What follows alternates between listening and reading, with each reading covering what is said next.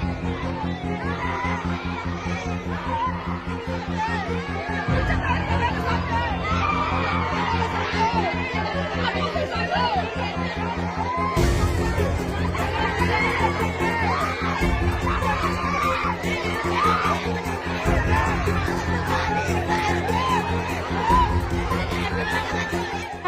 கள்ளக்குறிச்சி மாவட்டம் சின்னசாலை வட்டம் திம்மாபுரம் கிராமம்.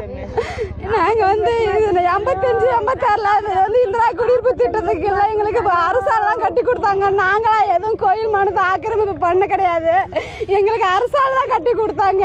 இப்போ திடீர்னு 45 வருஷமா நாங்க இங்க குடியிருக்கிறோம்.